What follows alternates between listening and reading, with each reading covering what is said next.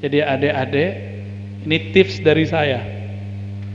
Mau pikirannya cerdas, doyan zikir la ilaha illallah. Apa arti la ilaha illallah? Itu terjemahan, ayo, tiada tempat kami menggantungkan harapan kami kecuali Allah. Bukan ke guru, bukan ke ustadz, tapi kepada Allah. Ilmu dari siapa? Dari Allah. Maka kita katakan, tiadalah yang memberiku ilmu kecuali Allah. Jadi kalau zikir gitu dimaknai, nanti kalian bisa cerdas sendiri, ya. Cuma yang sabar, baru zikir bentar udah bosan, ya.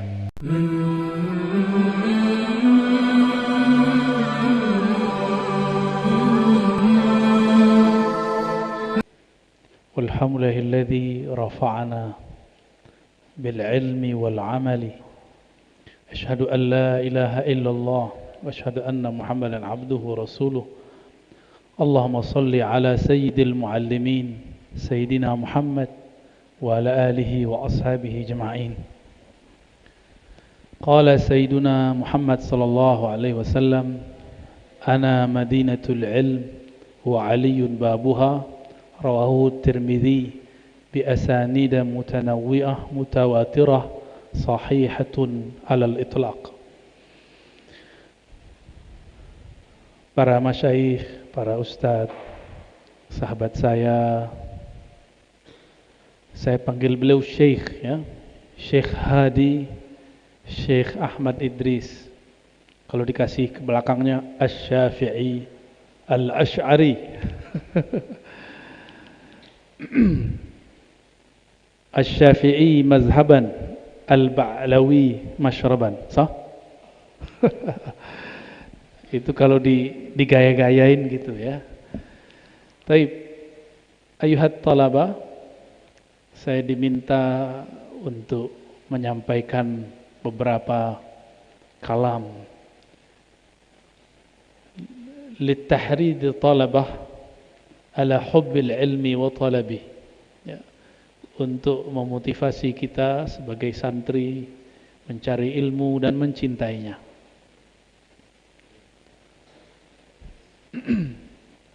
Satu kali Nabi berkalam. Apa kata Nabi? Hadisnya masyhur, tapi didhaifkan oleh seorang yang dia tidak bersanad hadis kecuali satu. Dia katakan hadis ini dhaif, padahal hadis ini mutawatir. Apa hadisnya? Ana madinatul ilmi wa aliyun babuha. Aku adalah kota ilmu. Kota itu padat atau jarang? Kota itu lengkap fasilitas atau kurang? Lengkap. Jadi ketika Nabi mengatakan, aku ini kota ilmu, berarti semua ilmu di alam semesta ada di dalam dadaku. Wa aliyun babuha, pintunya adalah Sayyidina Ali. Maka tiada sekarang orang berilmu kecuali sanadnya ngambung kepada Sayyidina Ali. Apakah sanad akidah? Nyambung ke Sayyidina Ali. Kalimat yang kita sering baca, man ayyanal aina fala yuqalu lahu ain. Apa artinya? Man ayyanal aina fala yuqalu lahu aina. Apa artinya? Harus didendangkan itu. Man ayyana, man khalaqa al makana. Apa terjemahannya? Siapa yang menciptakan tempat. Fala yuqalu lahu aina, maka tidak boleh kita bertanya di mana dia.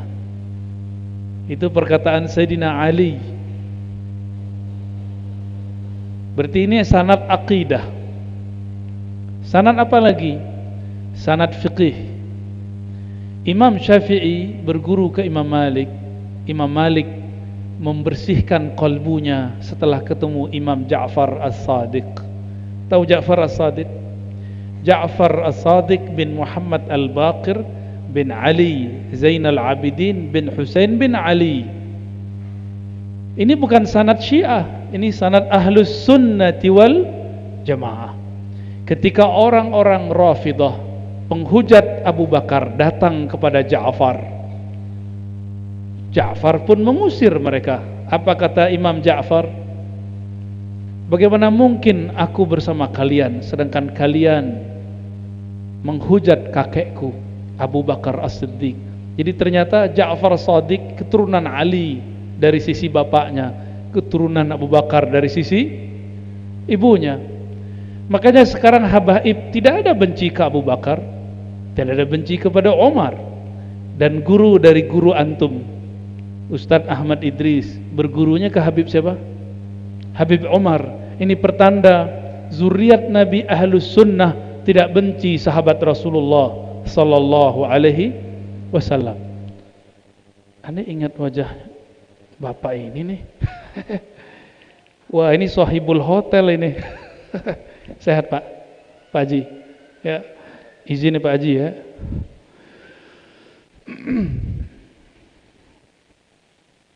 Apalagi sanad zikir, sanad tarekat tasawuf, sanad ilmu hati, semuanya dari Imam Ja'far. Imam Junaid, pernah dengar Junaid? Junaid Al-Baghdadi, pernah dengar ceritanya? Junaid Al-Baghdadi ini dulu pernah sakit. Kalau dia sakit, dia panggil temannya Abul Husain An-Nuri. Abul Husain cuma pegang kepalanya, dibacain doa, sembuh. Junaid ini mengatakan ilmu kita, ilmu tasawuf, ilmu zikir, ilmu qalbu berkaitan erat dengan Alkitab wa Sunnah, kitab dan Sunnah. Sekarang orang berani menuduh tasawuf, zikir kita tidak sesuai Sunnah. Imam Junaid belajar kepada Sari Sakti, Sari Sakti belajar kepada Ma'ruf Al-Kharqi, Ma'ruf belajar kepada Dawud At-Tai, dari Habib Al-Ujaimi, dari Hasan Al-Basri, dari Sayyidina Ali. Dari siapa? Sayyidina Ali. Jadi zikir afdalu dzikri la ilaha illallah itu dari sana diambilnya, dari Sayyidina Ali, dari sana. Dulu Sayyidina Ali bertanya kepada Nabi, ya Rasulullah, ajarin dong zikir paling ringan, paling banyak pahalanya. Kamu mau begitu kan? Ringan, nggak ribet, tapi pahalanya paling banyak. Maunya gitu kan? Bener. Belajarnya dikit, ilmunya banyak. Maunya gitu kan? Ah, ini ilmunya Sayyidina Ali itu. Paling cepat dekat kepada Allah, paling tinggi di sisinya. Lalu Nabi jawab, al-mudawamatu ala dzikrillah. Kamu zikir banyak-banyak. Kata Sayyidina Ali, wahai Rasulullah, kalau itu saya sudah tahu. Itu salah satu fasilitas di kota ilmu. Apa itu? Banyak-banyak zikir. Sayyidina Ali tahu Nabi Muhammad ini kota ilmu. Semua ilmu ada di beliau. Ilmu paling cepatnya mana wahai Rasulullah? Kalau banyak-banyak zikir saya sudah banyak. Maka Nabi mengatakan, hai Ali, bacalah kalimah la ilaha illallah. Nanya lagi dia, gimana caranya wahai Rasulullah? Diajarin sama Nabi, pejamkan matamu, baca. Wah, itu jadi ilmu tarekat namanya. Ilmu apa? Tarekat. Al-Habib Umar, tarekatnya disebut tarekat Ba'alawiyah. Tarekat apa? Ada teknik begitu, ada. Zikir itu pejam mata. Jadi kalian nih kalau zikir, jangan buka matanya. Nggak jelas itu ya. Kalau zikir pejam mata. Ini siapa sahabatnya? Ali bin Abi Thalib. Maka semua ilmu zikir bersumber dari Sayyidina Ali. Ilmu tafsir, Ibnu Abbas berguru kepada Sayyidina Ali. Ibnu Abbas punya tafsir yang tafsirnya berkembang di kalangan murid-muridnya. Maka saran saya, para adinda santri, belajar manaqib Sayyidina Ali. Apa rahasia Sayyidina Ali ini? Sayyidina Ali ini kapan belajarnya? Beliau lebih banyak berjuang berkhidmah untuk Nabi sallallahu alaihi wasallam. Tapi karena beliau berkhidmah, Allah berikan ilmu lebih banyak. Ya. Beliau berkhidmah berarti punya adab. Adabnya lebih tinggi bahkan daripada orang yang belajar. Maka kunci sukses Sayyidina Ali apa? Satu, khidmah. Yang kedua, beradab. Ini coba tanya nih para ustadz, ada santri pinter tapi belagu, disenangi nggak sama gurunya? Enggak. Ada santri biasa, sopan, rajin, otaknya lelet, disayang nggak sama guru? Disayang. Nanti didoain, digini-giniin aja sama gurunya, cerdas otaknya itu ntar. Kok bisa? Otak cerdas gak cerdas itu tergantung cinta ilmu atau tidak. Ada anak-anak suka main game, karena dia suka gamenya langsung bisa, bener. Tapi kalau nggak suka sama gamenya, bisa main nggak? Saya ini nggak bisa main bola karena nggak suka bola. Jadi kalau nenang bola sama orang-orangnya terbang, dia yang muter-muter. Jadi akhirnya saya nggak suka bola. Nendang bola, kaki teman yang patah. Waduh, sepertinya takdirku bukan dengan bola. Nendang bola, gawang di depan, saya tendang, perginya ke kiri. Nggak tahu cara nendang, karena nggak cinta. Saya pikir-pikir, wah, jangan-jangan bolanya gak cinta saya ya. Ya sudahlah, saya cari yang lain. Di saat orang main bola, saya pegang kitab. Kitabnya bukan yang saya bawa. Jadi ada meja, di dalam meja itu ada kitab. Saya ambil, ternyata kitab kelas terakhir usul fikih paling berat. Kita baca-baca. Saya baca, kok saya ngerti? Padahal itu pelajaran kelas paling akhir. Di situ saya tahu, oh berarti aku ini cintanya sama buku, cintanya baca buku, bukan main bola.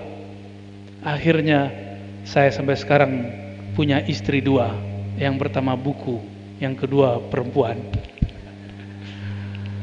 Di istri cemburu tuh, nggak boleh beli buku lagi ya, nggak ada tempat di rumah gitu. Tapi enak kalau dicemburu sama buku tuh enak. Marahnya sebentar doang. Kalau cemburunya sama yang satu lagi, wah repot ya. Baik. Sayyidina Ali ditanamkan oleh Rasulullah dalam dirinya kalimah la ilaha illallah. Kolbu kalau sudah masuk nama Allah, dia akan luas. Yang tadinya merasa bodoh, pasti kolbunya menjadi luas, otaknya jadi cerdas. Jadi adik-adik, ini tips dari saya. Mau pikirannya cerdas, doyan zikir la ilaha illallah. Apa arti la ilaha illallah? Itu terjemahan, ayo,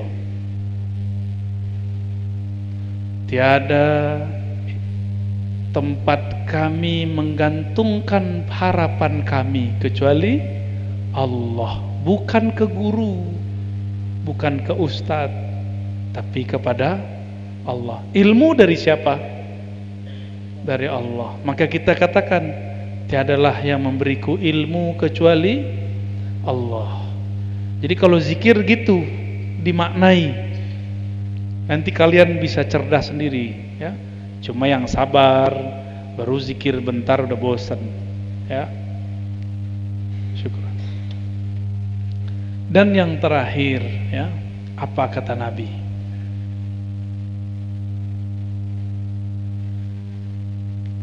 Nabi SAW mengatakan, innama bu'ithu mu'alliman. Aku diutus hanyalah sebagai mu'allim. Apa arti mu'allim? Guru, ustad. Itu hadis riwayat Imam Muslim, hadisnya sahih. Hanyalah aku diutus sebagai mu'allim. Berarti cara kita paling dekat dengan Nabi, jadilah muridnya mu'allim. Nah, sekarang udah jadi murid. Tersiksa nggak kalian jadi murid? Atau bahagia? Bahagia. Kalian dendam nggak kalau kena hukuman? Atau malah tahu diri, saya memang pantas dihukum? Yang mana? Kalau seorang murid dihukum gurunya belum rela, dia belum disebut murid. Kalau dimarahin guru, kalian kesel nggak? Atau rela? Kesel ya? Berarti belum jadi murid. Murid itu dia siap dimarahin gurunya. Takut sih, takut, tapi siap. Saya pernah cerita kepada Ustadz Musa ini. Dulu saya nggak bisa ngetik bahasa Arab, nggak bisa. Ngetiknya salah-salah, komanya salah. Jadi kita salah koma. Kalau koma kan setelah kata langsung koma. Ini enggak, saya ketik kata lalu spasi koma, kan jelek. Itu tulisan saya dipukul, dilempar sama Kiai, plak, Kiai Ali Mustafa Yaakob. Takut, tapi saya rela. Setelah itu saya nggak mau lagi nulis kecuali hati-hati. Sampai sekarang nulis bahasa Arab lumayan lah. Bagus nggak sebagus Ustadz Ahmad Idris, cuma lumayan. Pakai ketikan, kalau nulis pasti salah. Ya. Jadi marahnya guru itu terbukanya pintu langit. Kalau pintu langit terbuka, pintu kolbu terbuka, masuk ilmu. Jadi kalian bersyukur kalau ada guru marah. Tapi tunggu dulu, guru jangan senang dulu, marah-marah. Marahlah karena Allah. Marahnya seorang guru karena dia sayang kepada murid. Sayang yang begitu tuh, marah sayang itu yang bikin muridnya jadi. Udah siap dimarahin? Siap apa nih? Kesel nggak dimarahin ntar? Saya lupa, ini bagian terakhir. Ada cara menghafal tanpa menghafal. Apa itu? Mencintai guru. Saya nggak pernah ngafalin kitab, tapi saya cukup bayangkan guru saya cintai. Semua ilmunya yang diajarkan di kelas, cukup sekali lihat langsung hafal. Sekali lihat, langsung ingat. Kenapa? Kalau kalian nih pernah jatuh cinta nggak? Sama cewek, jangan sama cowok. Pernah jatuh cinta? Pernah seneng nggak dulu sama orang? Terus dia ngomong, diperhatiin nggak? Pasti diperhatiin. Nggak penting aja kita perhatiin, kebiasaannya kita perhatiin. Dia kalau pulang lewat mana, kalau nyandang tasnya pakai gimana, ya nggak? Warnanya apa, benar? Kalau udah cinta, detail. Tapi kalau nggak cinta, cantik pun tidak diperhatikan. Maksudnya apa? Cintai gurumu karena dia pewaris Rasulmu. Nanti ilmunya engkau hafal tanpa perlu menghafal. Cukup lihat sebentar langsung hafal. Kenapa? Karena kita akan dengerin dia secara detail. Jadi belajar dengan cinta adalah belajar tanpa menghafal. Selamat jadi orang cerdas. Al-Fatihah. A'udzubillah. Bismillah. Iya, kemudian. Khalas Ustaz. Ayo ijazah. Masya Allah. Karena menghormati sahabat saya Ustadz Ahmad Idris, biasanya orang yang ahli riwayat setiap kali memulai pengijazahan riwayat mereka mengijazahkan hadis al-musalsal birrahmah. Ya, apa namanya? Al-musalsal atau al-musalsal bil awwaliyah. Tapi ini kita ringkes. Jadi saya mendapatkan dari beberapa masyayikh, ya, murid-muridnya Syekh Yasin. Ada yang orang Betawi, ada yang orang Arab, ada yang orang Yaman, ada yang orang oh iya, Palembang juga ada, Said Agil, ya. Banyak, beberapa lah, ya. Termasuk juga murid Habib Umar yang mungkin kakak kelasnya Ustadz, ya, Habib Ali Al-Jufri, ya. Kita juga dapat sanad dari beliau. Setiap guru mengatakan, inilah yang pertama aku dengar dari guruku. Yang paling saya suka sanadnya adalah sanad mursyid Syaziliyah saya, yaitu Syekh Abdul Rabb An-Nazari. Pertemuan dengan beliau sebentar tapi terasa lama sekali, ya. Terasa lama beliau membimbing saya. Beliau mengatakan,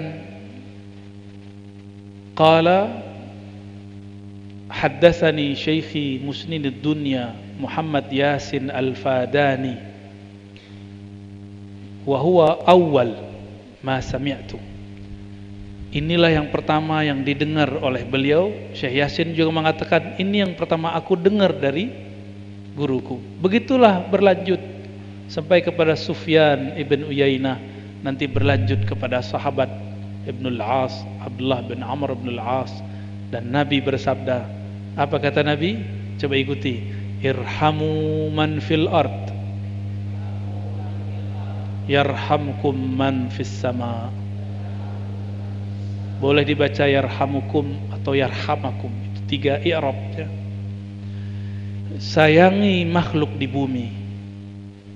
Baca, sayangi makhluk di bumi, maka yang di langit sayang kepadamu. Yang di langit siapa?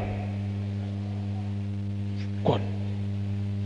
Ini Mi'raj, nggak ngerti hadis Mi'raj ini. Nabi waktu Mi'raj ketemu Allah di langit.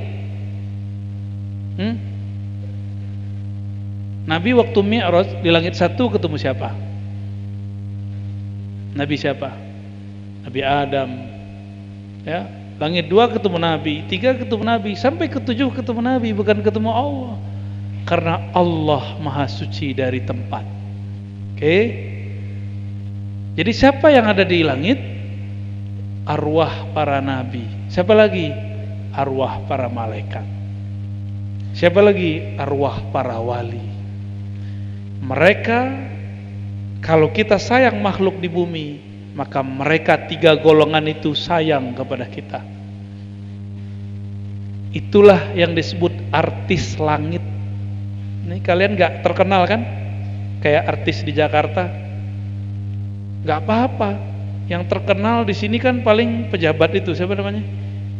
Yang jadi menteri sekarang tuh. Ah itu tuh, ya. Itu terkenal tuh. Karena dia dulu yang beredel para teroris kan. Ya, dibenci sama teroris itu. Tapi perbuatan dia terpuji sebenarnya. Kita nggak terkenal di bumi nggak apa-apa. Yang penting nama kita disebut-sebut di langit sebagai orang yang penyayang di bumi. Ya. Jadi mulai sekarang sayangi kawan di sampingnya, jangan dizolimi, jangan dibully. Ini kalau masih dengar nih membuli teman, nggak dapat rahasia hadis ini. Apalagi nulis saya gila, tempel. Aduh, masih ada begitu. Jahiliyah bener ente ya. Nggak boleh gitu.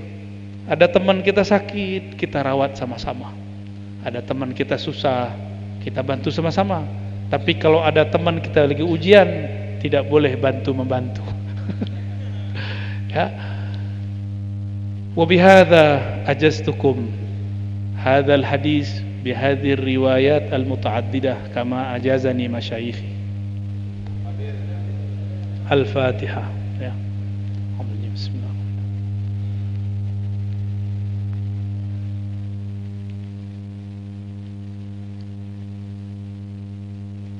Alhamdulillah Rabbil Alamin. Naktafi. Baik, kita tutup dengan doa. Astaghfirullahalazim, astaghfirullahalazim. Allahumma ya Ghaffar ya Ghafur.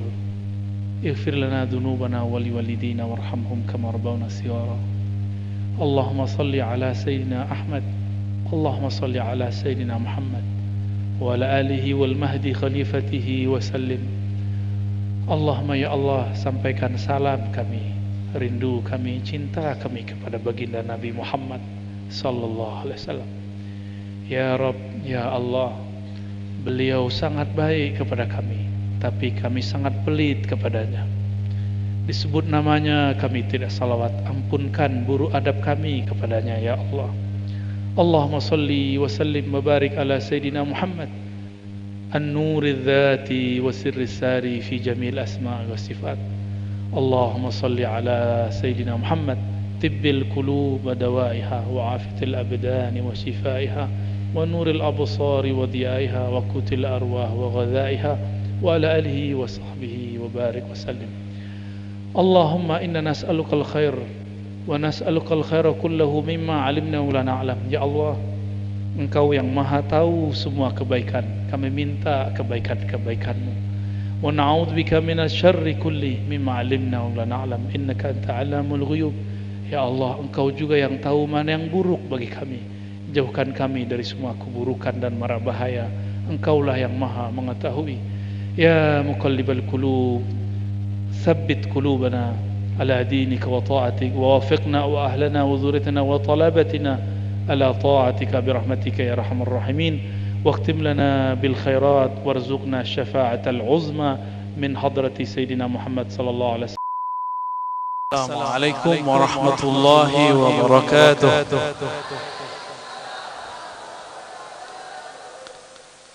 إن الحمد لله نحمده ونستعينه ونستغفره ونعوذ بالله من شرور أنفسنا ومن سيئات أعمالنا من يهده الله فلا مضل له ومن يضلله فلا هادي له أشهد أن لا إله إلا الله وأشهد أن محمدا عبده ورسوله اللهم صل على سيد الوجود سيد القونين سيد العالمين سيد المعلمين سيدنا محمد وعلى آله والمهدي خليفته وسلم.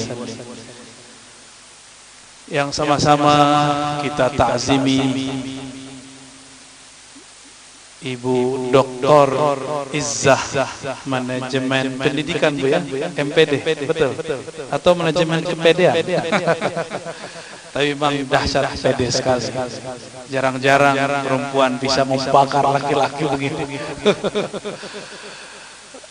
Gelar saya itu dulu ada perubahan di kampus, ditulisnya MA Hum, tapi yang benar memang MHum. Karena ketika kita buat NIDN, surat SIM-nya jadi dosen, yang ke-include apa yang inputnya itu pasti MHum. Ya, nggak ada MA. Tapi karena ketulisnya di ijazah MHum, kadang ketulis begitu. Kadang ketulis MA aja. Ya suka-suka orang. Kadang ditulisnya MPhil. Karena saya dulu pernah ngajar di S2 filsafat. Tapi banyak yang buruk sangka kepada saya. Saya ini lebih lama ngajar hadis daripada ngajar filsafat. Lebih lama ngaji hadis daripada ngaji filsafat. Dan lebih awal ngaji tasawuf dari ngaji semuanya. Umur 10 tahun saya sudah dengerin kamu. Umur 12, 13 sudah mulai ngaji kitab kata per kata itu. Ngaji hikam itu ya. Yang kita hormati Ustaz Husni Tamrin. Ustaz sahih hukum. Kiai kita bersama, semoga beliau berkahi umurnya. spiritnya pesantren itu adalah syekh. Maka seorang murid mesti mendoakan spiritnya, semoga nurnya itu memancar, menyebar kepada kita semua. Tanpa ada manajemen yang benar, maka ajaran yang benar pun jadi tidak benar. Maka kita beruntung ada dua sayap di sini, satu sayap di samping saya, satu sayap di samping saya, sempurna. Alhamdulillah. Saya setiap kali ke Palembang, kecuali yang pertama selalu ziarah pada Abah Zain. Saya kira masih hidup. Saya tanya orang-orang, itu Abah Zain masih hidup? Enggak, udah meninggal. Akhirnya sedih, tapi saya bilang, ya udah kita ziarah aja. Ternyata dibawa ziarah ke kampung Cina. Ya. Kaget juga kita, oh di sini beliau dulu buat majelisnya di situ, tapi buahnya sekarang kita lihat banyak pesantren beliau. Ya, ini berkah wirid beliau, kesabaran beliau membangun ummah. Alhamdulillahirabbil alamin. Beberapa tahun yang lalu saya juga diundang oleh siapa waktu ya, Ustadz Ali. Ya, yang Hafiz. Ali Muzakir, beda lagi. Nah, Ali Muzakir itu yang rambutnya panjang itu Hafiz Quran karena hafalannya kebanyakan jadi rambutnya panjang.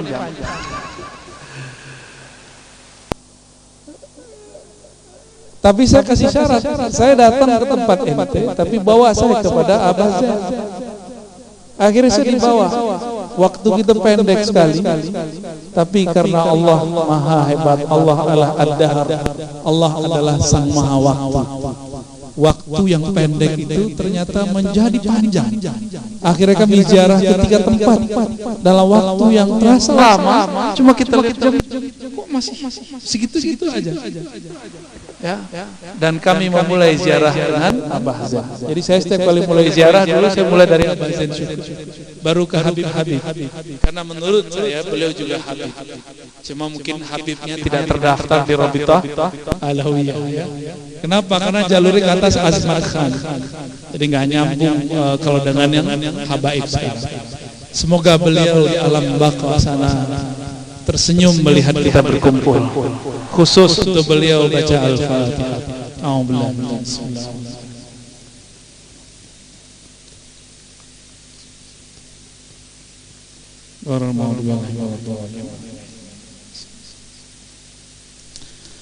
Judulnya bagi saya berat karena saya setiap hari berkata-kata. Jadi judul ini adalah tamparan juga buat saya. Jadi saya tersinggung nih dengan judul. Tapi belajar kepada para ulama dan saya membaca buku Abah Zain, Risalah Tauhid dan buku-buku yang lain. Islam itu memang dimulai dengan kata Iqra. Tapi surat keduanya adalah Ya ayyuhal muzammil qumil laila illa qalila. Begitu riwayat yang saya kuatkan. Karena dari riwayat yang lain mengatakan yang kedua turun adalah Al-Muddathir. Tapi yang saya pakai di riwayatnya adalah riwayat Al-Muzammil. Wahai orang berselimut, wahai orang yang hanya berkata-kata.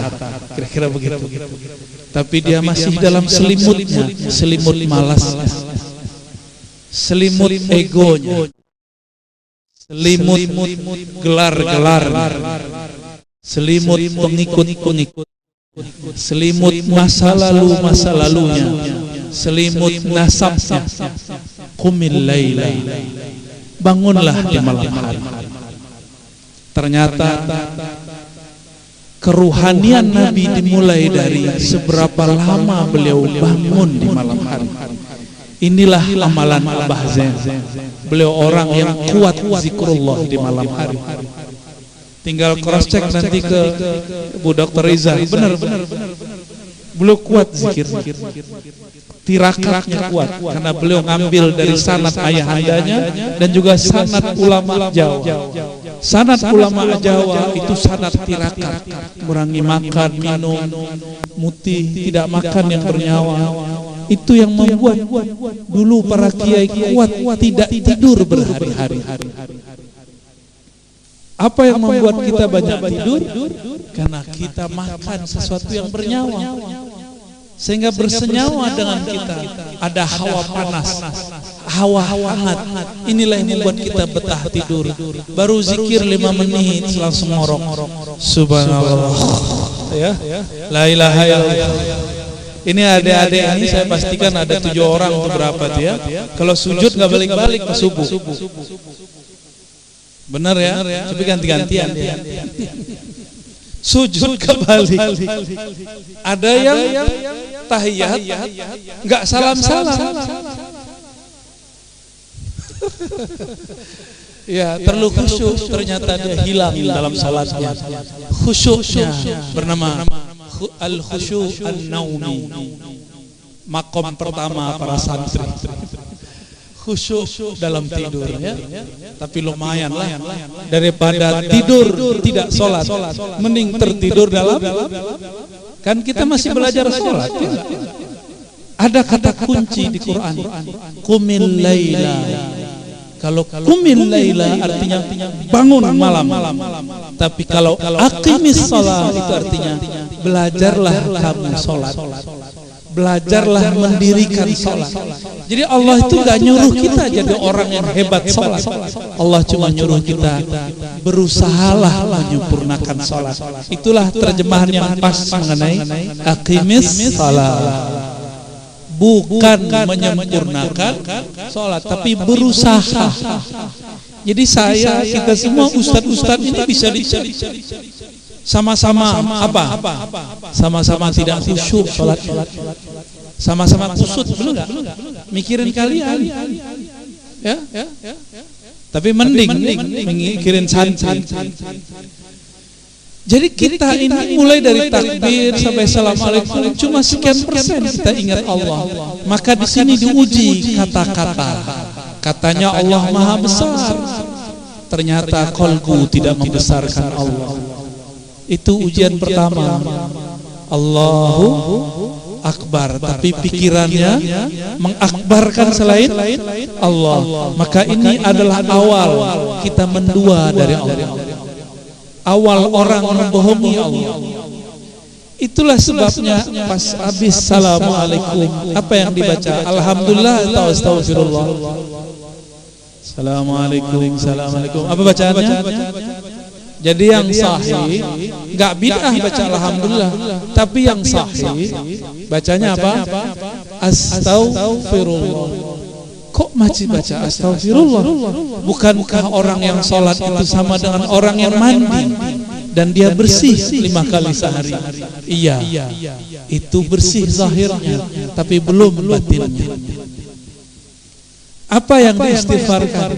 Istighfar sujud tapi tidak sungguh-sungguh sujudnya. Istighfar ruku tapi tidak sungguh-sungguh rukunya. Cuma kata-kata Allahu Akbar tapi belum membesarkan. Kita puji orang dengan lisan tapi hati tidak memuji. Orang ini kita sebut apa? Gombal. Tahu gombal? Ya, pembohong. Dia bilang kita baik, tapi di belakang dia bilang enggak kok, enggak baik. Sama seperti itu. Maka Allah sudah sangat tepat menurunkan surat pertama kata-kata, surat kedua lebih dari kata-kata, yaitu langsung usaha. Qumil laila, bangunlah engkau berusaha menghidupkan malam. Meskipun cuma qalila, meskipun cuma setengahnya ataupun sepertiganya. Begitu Allah SWT menegur Nabi. Bangunan ini dibangun itu langsung bim salabim atau bertahap tukang membangunnya. Donaturnya langsung ngeluarin, kita yang ngumpulin uang di sini langsung atau bertahap mendapatkan dananya. bertahap. Tanya sendiri kepada Bu Dr. Izza. Bertahap atau misalnya keluar duit. Enggak ada ceritanya begitu. Jika bangunan fisik itu dibuat secara bertahap, sedikit-sedikit, maka untuk membangun rohani juga harus bertahap, sedikit-sedikit. Al-Qadiri an-naqsyabandi aku rekod itu Al-Qadiri. Alhamdulillah, ini berkah dari Allah, karena banyak hari ini jalur-jalur rekod sudah terputus, ternyata masih ada penyambungnya di kota-kota. Setelah meninggal Abah Zen Subri, orang Palembang goyang, bukan goyang lagi, goyang mencari musuh. Alhamdulillah ini ada alternatif. Semoga Allah membantu kita semua. Di samping ada para mursyid yang lain, innamal mu'minuna ikhwah. Hanya orang beriman yang merasa bersaudara. Maka dalam salah satu dialog antara seorang murid dengan mursyidnya secara rohani, kok banyak mursyid-mursyid muncul sekarang dan mereka konflik. Apa kata si mursyid? Dibacakan ayat ini, innamal mu'minuna ikhwah fa aslihu baina akhawaykum. Yang benar-benar bersaudara itu cuma orang yang beriman, dan itu ada alif lamnya. Alif lam menunjukkan istidrak, juga menunjukkan kesempurnaan.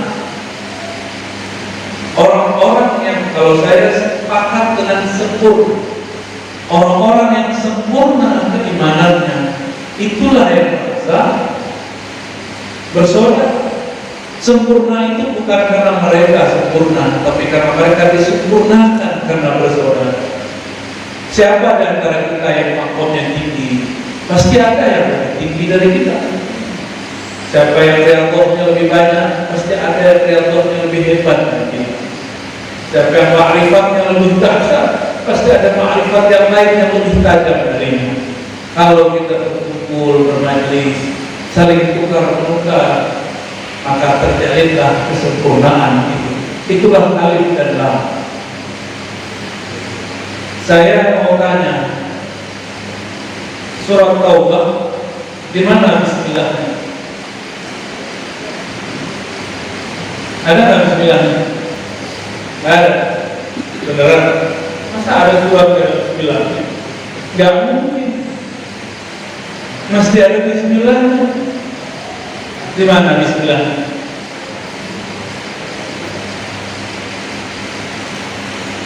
Itulah dua ayat terakhir. Laqad ja'akum rasulun min anfusikum azizun 'alaihi ma anittum harisun 'alaikum bil mu'minina raufur rahim. Bil mu'minina raufur rahim. Coba lihat apa yang sama dengan bismillah. Bismillahirrahmanirrahim. Dengan nama Allah yang Maha Pengasih, Maha Penyayang. Kok siapa? Orang beriman. Ya? Sekarang diperjelas. Wa bil mu'minina raufur rahim. Tapi Bismillahirrahmanirrahim ada alif lamnya. Raufur rahim di Taubah tidak ada alif lamnya. Apa rahasianya? Bismillahirrahmanirrahim ada alif lamnya. Itulah perbedaan Allah dengan kekasihnya. Allah itu maha sempurna rahmat rahimnya, maka ada penanda alif lamnya. Ar-Rahman Ar-Rahim. Sedangkan Rasulullah laqad ja'akum rasulun min anfusikum, telah datang Rasul kepada kamu Di ujung ayat disebutkan Rasul ini terhadap orang beriman Rauf sama dengan Rahman. Bedanya ini tidak ada alif lamnya, ya, nggak ada alif lamnya di situ. Rahim ada alif lamnya, nggak ada. Inilah perbedaan Nabi dan Allah. Itulah perbedaan kita. Kenapa? Kita ini ada ruh. Allah itu yang meniupkan ruh. Bisa bedain. Nabi Muhammad itu Rahim, Allah itu Ar-Rahim. Ya. Berarti boleh menyebut nama Allah kepada makhluk, buang alif lamnya. Disimpan alif lamnya menjadi sifat Nabi. Maka dalam beberapa isyarat-isyarat para aulia, mereka menyebut Rahman itu nama Nabi, Rahim itu nama Nabi, tanpa alif dan lam. Itu yang benar. Apalagi pertanyaannya di situ. Jika Allah Ar-Rahman ada alif lamnya, Nabi Ar-Rahman Rahim tanpa alif lam, maka sedekat apa Nabi dengan Allah? Sedekat alif dan lam. Sedekat alif dan lam. Paham? Ya. Jadi jika engkau ingin usul kepada Ar-Rahman, maka bersolawatlah kepada Sang Rahman. Jika engkau ingin dapat syafaatnya, syafaat mutlak dari Allah, maka turunkanlah sholawatmu kepada Rahim. Itulah baginda Nabi Muhammad sallallahu alaihi wasallam. Maka wabil mu'minina raufur rahim, itulah rabithah kubra dalam Al-Quran. Rabithah tertinggi dalam Al-Quran. Jadi bismillah itu sebenarnya rabithah. Cuma karena Allah itu laisa kamitslihi syai', tidak ada yang menyerupainya, tidak bisa dibayangkan. Maka kita perlu contoh, perlu tangga kepada Allah. Maka Allah turunkanlah ayat ini, wabil mu'minina raufur. Itulah makna uswatun hasanah. Jadi yang bisa menerjemahkan Ar-Rahman itulah Rasulullah Rauf. Yang bisa menerjemahkan Ar-Rahim itulah Rasulullah Rahim. Ar-Rahman yang maha sempurna kasihnya, Ar-Rahim yang maha sempurna sayangnya. Kasih sayangnya sama aja. Apa beda Rahman dan Rahim? Kita pernah punya ulama sekaligus presiden, namanya Abdurrahman. Benar. Apa karakter yang ada pada beliau? Itu terjemahan dari kata Rahman. Beliau melindungi minoritas, sayang kepada semua makhluk, sayang. Itulah makna Rahman. Allah Ar-Rahman itu yang menyayangi makhluknya tanpa terkecuali. Maka orang kalau ada pancaran Ar-Rahman di hidupnya pasti dituduh liberal, plural. Wah, pluralis itu. Kalau memancar dari dirinya, benar kan? Gus Dur dituduh liberal, plural, pluralis. Mereka nggak paham apa metodologi keruhanian yang ada di dalam diri Kiai Abdurrahman Wahid. Inilah yang disinggung dulu oleh Syaikhul Imam Abdul Karim Al-Jili dalam jilid kedua Al-Ihsan Al-Kamil. Apa kata beliau? Jika ada hamba fana dalam rahmannya, maka dia sayang kepada seluruh makhluk. Tapi jika ada hamba fana dalam rahimnya, dia hanya sayang kepada yang percaya, dia hanya sayang kepada yang beriman, dia hanya sayang kepada para kekasih-kekasih Allah yang keras kepada selain kekasih-kekasihnya. Jadi kalau ada orang Abdul Rahim, emang dia senangnya sama orang yang percaya, dia beriman, Di luar kulit paham ya? Maka maqam Rahman Rahim mempengaruhi bacaan la ilaha illallah. Bagi orang yang Rahman juga boleh ikutin nih. Ini cuma menjelaskan nih, kenapa Gus Dur begitu? Ya, kenapa ada orang kayak Siti Jenar? Kenapa ada ulama siapa namanya? Darasi, siapa namanya dulu di India yang nulis kitab Majma' al-Bahrain. Dituduh kemudian zindik. Imam Jili sudah menjelaskan, Al-Jili ini keturunan dari Syekh Abdul Qadir Al-Jilani Al-Qutub Ar-Rabbani. Apa kata beliau? Orang kalau fana dalam Ar-Rahmaniyah Allah, maka baca la ilaha illallahnya maknanya berbeda dengan orang yang rahimiyah. Apa yang terbaca dalam pikirannya? La ilaha illallah. Tidak ada yang disembah di alam semesta kecuali di sana ada pancaran-pancarannya. Ada yang disembah pancaran namanya, ada yang disembah pancaran perbuatannya, ada yang disembah pancaran sifatnya, ada yang sempurna yang memancarkan zat. Apalah maksud pancaran-pancarannya? Ini kata beliau ya, yang sering disalahpahami orang. Imam Al-Jini mengatakan, kalau ada orang menyembah patung, dia sebenarnya sedang menyembah simbol Allah di patung itu. Itulah makna la ilaha illallah bagi orang yang maksudnya Ar-Rahman. Ya, ada yang disembah pasti Allah. Gitu. Jadi dia kalau melihat agama apa aja, dia orang itu nyembah Allah. Itu penjelasan Imam Al-Jini. Ini bukan bagian akidah, ini bagian namanya ontologi, bukan teologi. Apa teologi? Kajian asal muasal. Kalau teologi, kajian salah benar. Bisa bedain.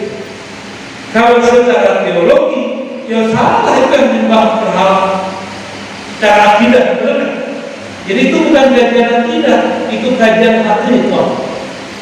Tapi Imam Al-Jili kasih penjelasan, jangan diputus di tengah. Ada yang menyembah namanya saja, ada yang menyembah hembusannya saja, seperti orang Nasrani menyembah Yesus. Ada yang menyembah cuma perbuatannya saja, menyembah kepekong. Perbuatan apa? Allah memberi rezeki. Ya, kayaknya orang-orang begitu tuh dia nggak boleh agama. Yang penting rezekinya lancar, dia pasang itu di tokonya, di kiosnya. Benar nggak dia? Begitu.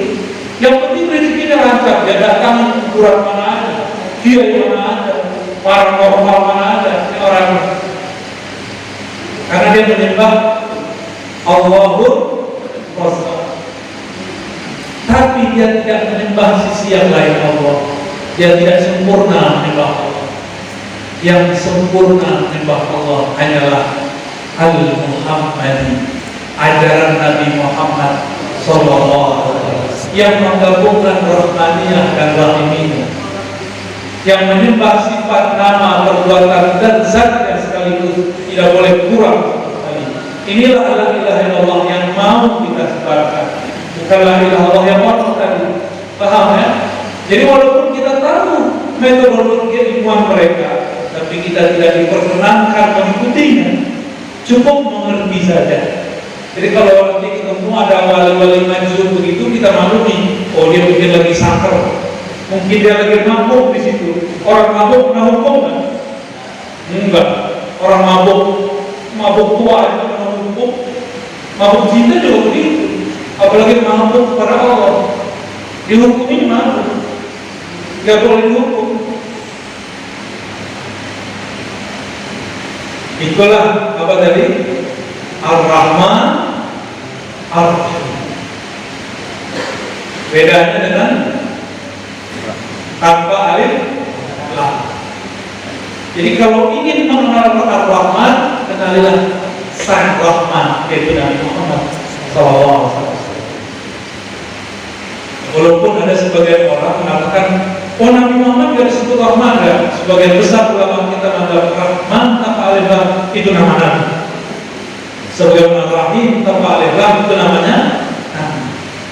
Oleh karena itu, kalau berzikir Asmaul Husna dianjurkan membaca alif lamnya, ya. Kecuali depannya ada ya. Jadi kalau nggak ada ya-nya, Ar-Rahman, Ar-Rahman, Ar-Rahman, Ar-Rahim, Ar-Rahim. Tapi kalau hilang ya, hilang alif lamnya boleh ganti ya. Ya Rahman, Ya Rahim, baru boleh. Ya, bisa bedain. Ya.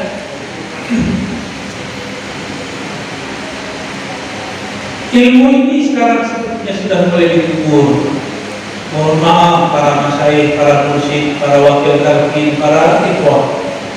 Sekarang thariqah hanya sibuk zikir wirid ijazah, tapi lupa bab hakikat. Hakikat itu isinya ilmu, ujungnya yakin. Maka disebut ilmul yakin. Pangkat keduanya ainul yakin, pangkat ketiganya hakul yakin. Ada di atasnya al-ma'rifah, itulah keyakinan di atas keyakinan. Dan apa kata Nabi Muhammad SAW? Jangankan kalian, Nabi Ibrahim saja itu butuh kepada syafaat. Maka untuk mencapai al-ma'rifah harus lewat Nabi Muhammad SAW. Bagaimana mungkin orang tarekat berbuat bid'ah? Dalam thariqah, seorang murid butuh dapat laduni, dapat terbuka, tersikap kalbunya, mesti jauh Nabi Muhammad. Berarti dilarang bid'ah. Maka imam-imam kita mensyaratkan dalam kitab Ruqyah misalnya, Al-Imam Qutb Ar-Rabbani mensyaratkan orang yang ingin berjalan dunia thariqah mesti berakidah yang sahih. Akidah yang sahih harus akidah halus sunnah, harus berilmu dalam amalnya, itu yang kita sebut bermazhab, harus bersama seperti tabakan oleh Imam Muhammad Al-Ghazali dalam kitabnya As-Sa'adah Al-Abadiyah. Minimal 3 itu deh. Apa syarat usul? 1, akidah yang sahih, akidah halus sunnah.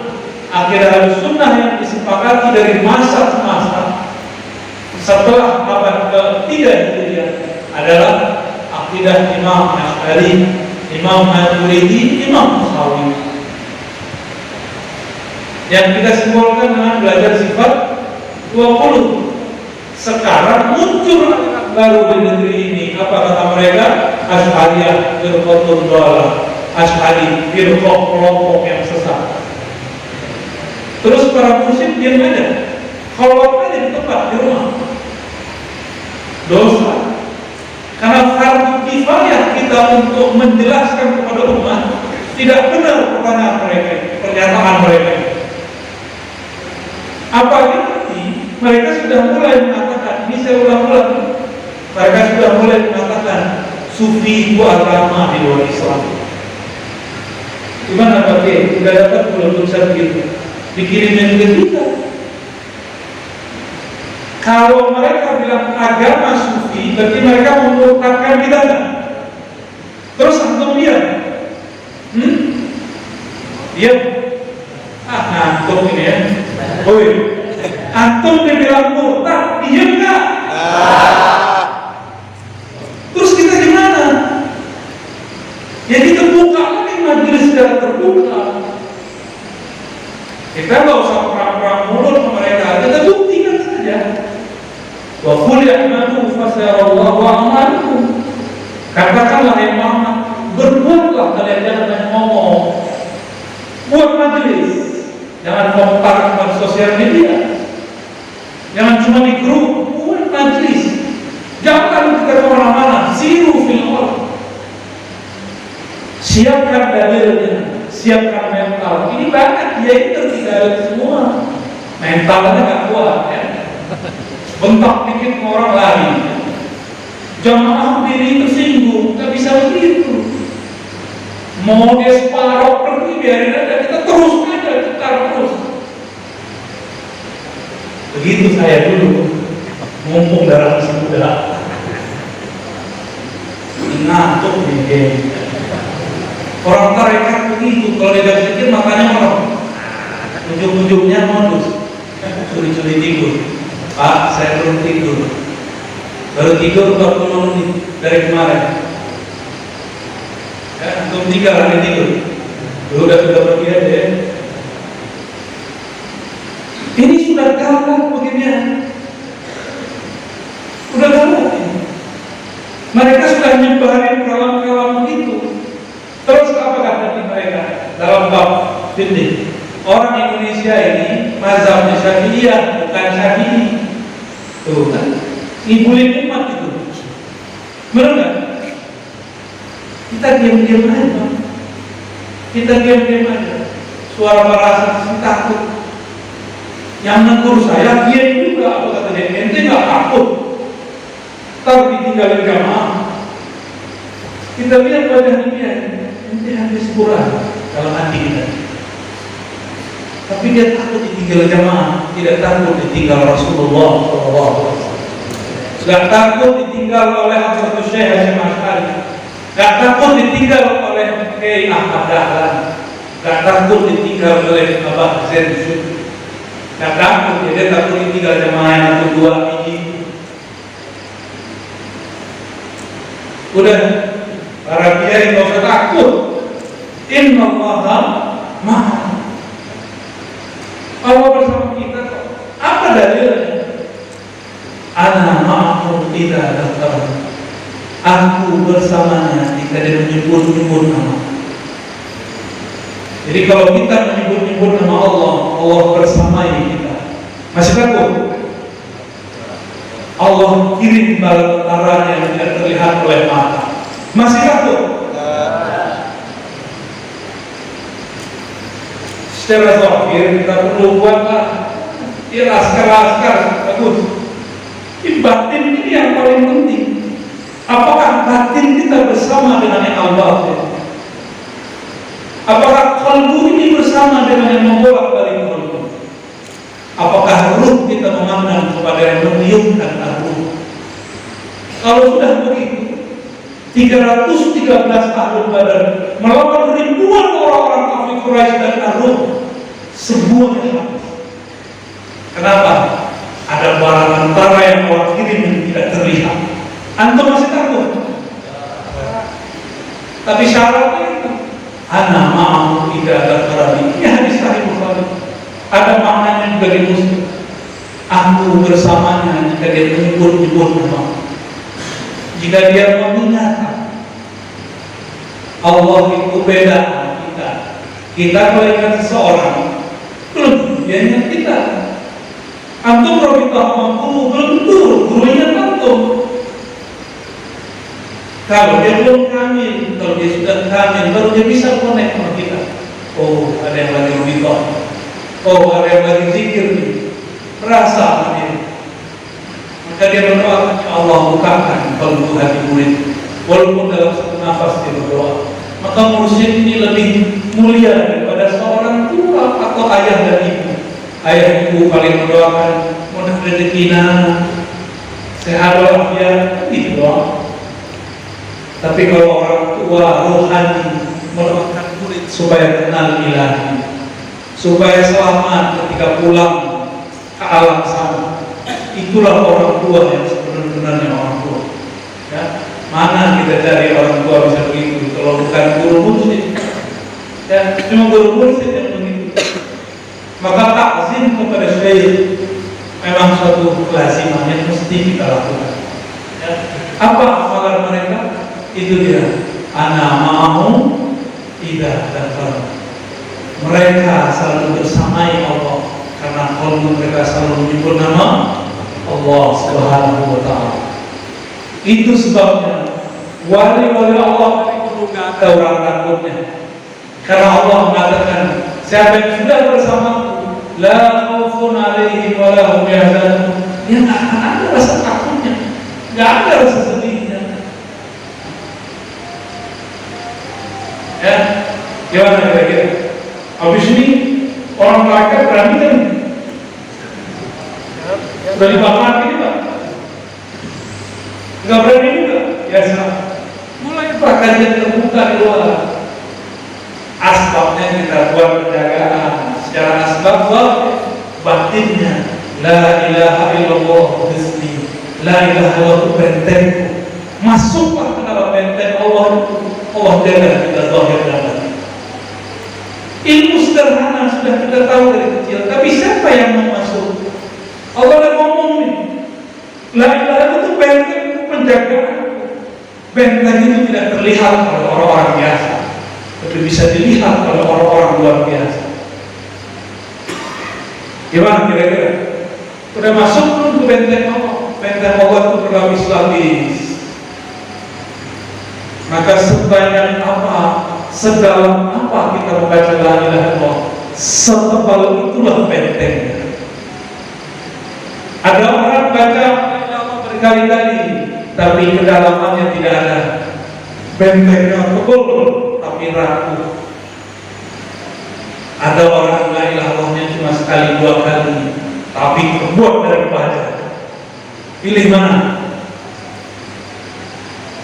Gabungan dua-duanya ya. Sekali baca, dua kali baca, beribu-ribu kali baca, pemahamannya harus tampak. La ilaha illallah. Apa arti ilah? Apa arti ilah? Ilah itu oleh orang Arab diartikan macam-macam, tapi yang saya paling suka al-ilah, al-maqsud, al-mahmud. Orang Palembang menyebut sesuatu yang disuka cinta. Itu bahasa Palembang banget.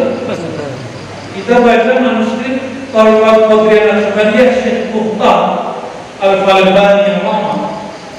Mereka menyebut la maqsuda illallah, tiada yang dituju.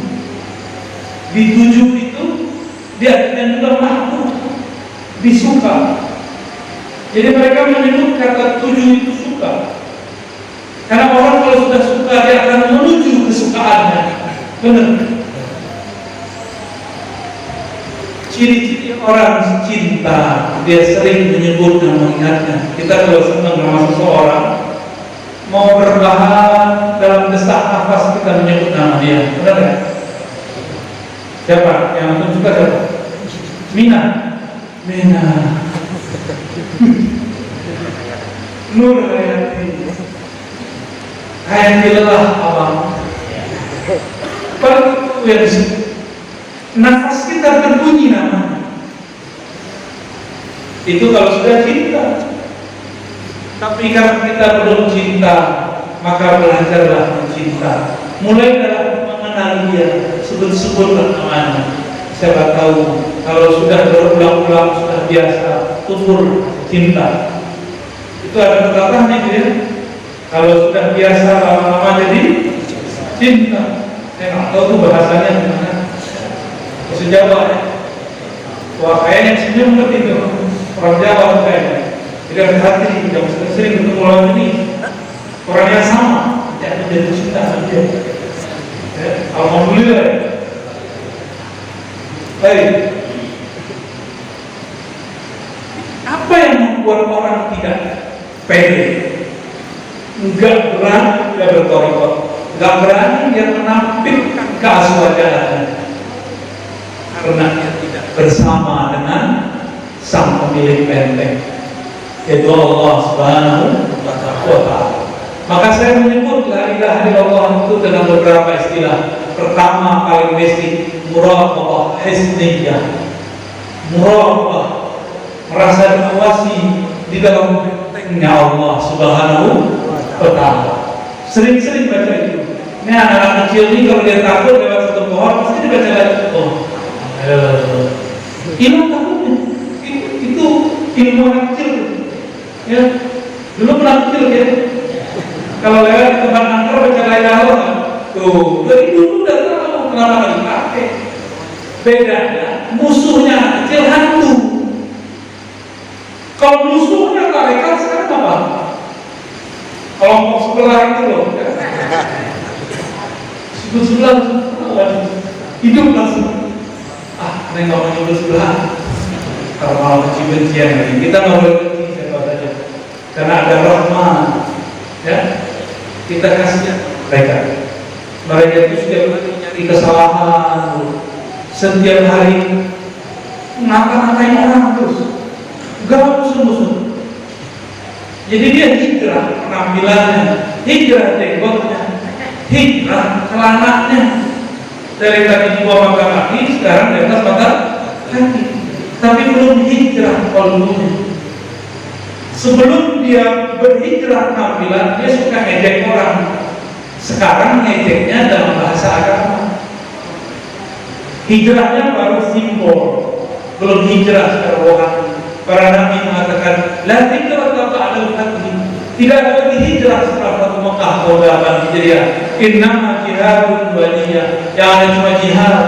Kalau dia tidak ada niat, niat itu di mana? Di kalbu. Makanya hijrahkan adalah kalbu, bukan penampilan, bukan cuma pekerjaan. Kalbu yang dihijrahkan. Dan saya tidak bertemu kelompok yang bisa menghijrahkan kalbu di dunia ini kecuali kelompok tarekat sufi. Beruntunglah antum yang berguru kepada ulama sufi, beruntunglah para masyayikh, para badan tarbiyah, para ikhwah yang diamanahi untuk mengajarkan zikrullah. Ini adalah sebuah falah, keberuntungan yang besar. Apa kata Allah? Allah mengatakan, wahai orang-orang beriman, ya allazina amanu, perbanyaklah menyebut nama Allah dengan zikran katsira. Surat Al-Ahzab ayat 1. Ya allazina amanu dzkurullaha zikran katsira. Karena di ayat lain dikatakan, ingatlah Allah la'allakum tuflihun, supaya kamu beruntung. Di ayat lain, wala dzikrullahi akbar. Sungguh jika engkau menyebut nama Allah, tentu itu lebih besar. Maka orang-orang yang besar hatinya, besar semangatnya, besar ma'rifatnya, besar natijah kalbunya jika di kalbunya ada nama Allah. Orang-orang dulu itu ilmunya tidak banyak, yang banyak itu di kalbunya Allah. Ilmu mereka biasa-biasa aja, tapi mereka rajin memasukkan nama Allah di dalam kalbu. Maka imam-imam terdahulu dalam ilmunya sederhana, dengan kemampuan mereka yang tidak bisa mengambil ilmu dari banyak tempat, mereka kemudian bisa dibaca karya sampai hari ini karena di kalbunya ada nama Allah. Ketika dia tulis kita itu torehan nama Allah ada dalam tinta-tinta. Sekarang di handphone kita ada kitab hadis, di Google ada kitab-kitab tasawuf, di aplikasi ada semua kitab. Yang kurang apa? Nama Allah. Nama Allah di kalbu yang kurang. Maka jika ingin kau besar, besarkanlah nama. Jika ingin ilmu besar, maka menumpanglah dalam kebesarannya. Jika ingin berjiwa besar, maka habiskanlah besar dalam besarnya. Wa dzikrullahi akbar. Sungguh menyebut nama Allah itu besar. Kalau sudah begitu, la khaufun alaihim, baru jadi wali Allah. Ala inna awliya Allah la khaufun alaihim wa la hum yahzanun. Itulah wali Allah. Jadi untuk menjadi wali Allah, kenali dia, sebut namanya, ingat dia, pasti jadi kekasih. Begitu aja mudahnya. Jadi modal pertamanya apa? Kenal dulu. Jangan zikir dulu. Kalau zikir dulu, zikirnya jadi berat. Nanti disuruh khawat sama Syekh Hendra, apa yang terjadi? Ya 70.000 kapan selesainya? Ya puasa Daud, kapan kawinnya? Gitu nanti. Ya, begitu lah. Tapi kalau kita ajarkan dulu siapa yang kamu sebut ini loh, Allah. Siapa Allah? Jelaskan namanya, jelaskan sifat, jelaskan perbuatannya. Cukup 3 itu dulu. Jelaskan rahasia-rahasia ini, maka si hamba akan gemetaran menyebut namanya. Contohnya ini, saya bilang, habis ini bakal datang loh jenderal bintang 3, pasti pada tegang. Orangnya belum datang, zatnya belum datang, tapi kita sebutkan karakternya. Karakter itu bahasa Arab sifat. Kalau habis ini datang jenderal bintang 3 sarungan, pada tajamnya jenderal bintang 3 bawain kita Pak Kiai. Heran ya? Apa tajam kita? Ini contoh aja. Itu baru kita contohin dulu. Gimana contohin Khalid? Ya, walillahil masalul a'la. Allah itu punya contoh yang lebih hebat. Jika makhluk begitu masuk Allah tidak. Agar supaya talqin zikir bermakna, ajarkan siapa yang akan disebut-sebut dalam talqin, maka murid akan bergetar, bukan bergetar aja. Dia nggak sabar untuk talqin itu. Dia nggak sabar untuk menelan nama Allah itu masuk ke dalam kalbunya. Anak kalbu makanan itu satu, asma Allah, nama-nama Allah. Jadi jangan pernah masukkan nama kasih makhluk di kalbu. Kalau kita gelisah, gimana gak gelisah? Kalau ditinggal, kita mikir, ntar digoda orang, tidak? Ntar dia begini, ntar dia begitu. Kalau kalbu ini kemasukan nama kasih, apalagi kayak saya itu, tiap hari ketemu jamaah, berat, laki perempuan, itu yang cemas juga. Pasti cemas dia. Kalau dia naruh nama saya di kalbu, tapi kalau dia naruh nama Allah di kalbunya, dia akan mengatakan, aku titipkan engkau kepada Allah. Selesai. Pesantren sebesar ini, pandemi, banyak yang kalau benar. Tapi kalau kita ngomong ya Allah, ini kan amanah dari Engkau. Mereka kan hamba-hamba Engkau juga ya Allah. Bismillah, kami jalan dengan nama-Mu, kami jalan dengan jaminan-Mu, kami jalan dengan keindahan-keindahan-Mu. Pasti nyaman aja sudah. Ya. Kita ini kan cuma dapat amanah, tapi ini amanah sudah gede sekali. Ya. Kami di Jakarta itu jangan dibayarkan besar. Kami di sana dapat ruko kecil aja bersyukur. Karena satu ruko harganya 2-3 M. 2-3 M kita dapat berapa bangunan di sini? 12. Kalau antum terlibat itu ruko 3 lantai doang. Maka kita ekspak hukum.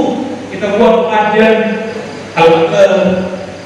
Ya, ada alhamdulillah orang-orang muslimin, orang lain yang tempatnya diberkati dengan ngaji. Karena bagaimana susah di tengah kota. Sekarang pesantren udah gede-gede, adem lagi. Kami di Jakarta tiap minggu, tiap bulan cari keheningan di puncak. Apa yang terjadi?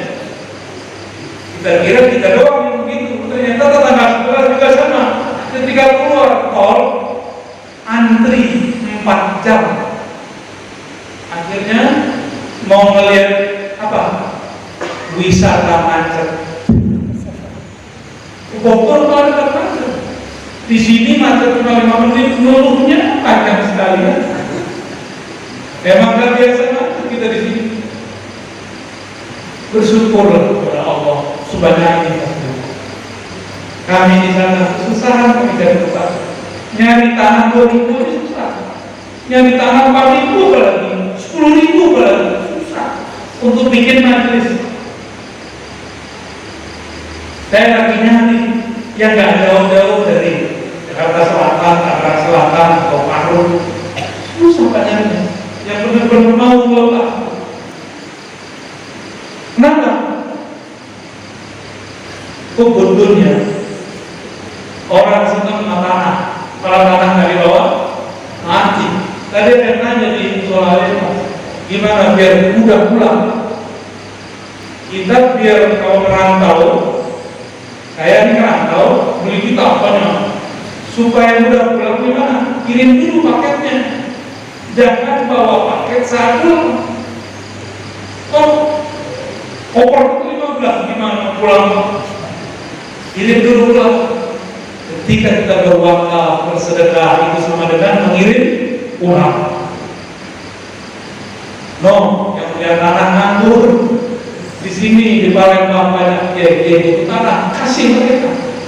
Ya, gak usah bikin terkuasa ke anak sama kiai kok susah. Ya, sama kiai ini susah. Gimana sama yang lain? Udah 9:30 ya. Ada lemes tapi semangat. Semangat dari tadi ya. Harus dibakar dulu biar semangat. Ambil zikir la ilaha illallah bersama. Itu zikir nyambung ke guru sampai ke Rasulullah, sampai ke hadirat Allah. Allah terima la ilaha illallah. Kalau la ilaha illallah dikirim pakai EDND, IPO itu lama kan? Tapi kalau pakai sanad cepat nampaknya karena dia nunggu. Cepat nampaknya, maka perlu bersabar.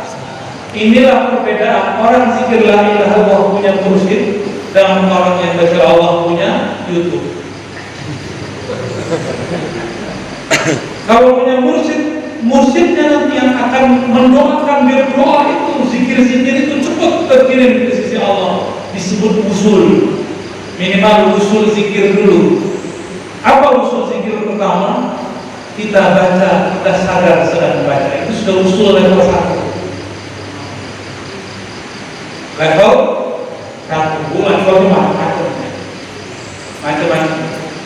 Kalau gurunya sahibul haibah di sisi Allah, belum ditalkin kita sudah faham dulu. Ya, dulu saya berguru kepada Abdiyah Hasan Basri, As-Samani Al-Khalwati Al-Qadiri Al-Akhbani, apa itu? Umur saya ini adik ini umur berapa ya? Yang antuk ini umur berapa ya? 13. Wah, saya kecil dari umur 12 tahun. Ya, saya bilang kepada ayah saya, masih hidup sekarang, ayah saya Nur Akmal, Hafizahullah, semoga Allah ya. Saya bilang, Pak, bawa saya kepada orang yang ngajarin Thariqah Qadiriyah. Bapak saya bilang, no, Abu Hasan Basri. Datanglah dari situ. Sholat Isya, Abu ya buka zikir. Afdalu dzikri la ilaha illallah. Saya nggak tahu diri saya. Nikmat itu saya nggak ngerti itu saya mau apa. Cuma dia baca la ilaha, dia awalnya debat belum dilatih. Dia baru mimpin zikir habis sholat. Kita sudah dibawa fana la ilaha illallah. Saya ingat-ingat sekarang itu nikmat itu karena yang tidak bisa diulang, karena ahwal hanya turun sekali saja. Setelah itu ada ahwal baru lagi. Itulah karena Allah khazanahnya maha luas, Dia wasi', maha luas. Jadi jangan pernah menunggu ahwal yang baru datang. Saya pengen kalau zikir itu bergetar kayak dulu, gak bisa. Nanti ada lagi ahwal yang baru. Ya. Kalau zikir dulu ditaruhkan 50 kayak di bor kolbunya, itu nanti nggak akan berulang lagi. Berikut kalau ditaruhkan lagi rasanya. Begitulah kayanya Allah. Kadang-kadang Allah uji, nggak ada rasa, masih zikir nggak? Antum nggak dikasih rasa, masih zikir nggak? Kenapa? Karena kita bukan hamba rasa, kita hamba Allah Ta'ala. Maka itulah ujian salih, ujian murid. Dia zikir itu karena cari rasa, cari tahu, atau ingin mendekat kepada sumber dari semua rasa itu, yaitu Allah Sang Maha Pencipta rasa. Ya, jadi jangan jadi hamba rasa, nanti kecewa orang-orang, kecewa hawa, kecewa kuasa Daud. Ini ada Syekh Muhammad Daudiyah. Barangkali itu ya, sudah 9:30 lewat. Kita tutup langsung. para kiai, para mufti, ada ikhwah semua, mohon izin kita tutup dengan baca surah paling mulia. Di dalamnya ada pujian Allah terhadap dirinya. Doa dengan membaca surah ini akan langsung diterima di sisi Allah. Ala izin ya Allah kullinya salihah al-Fatihah.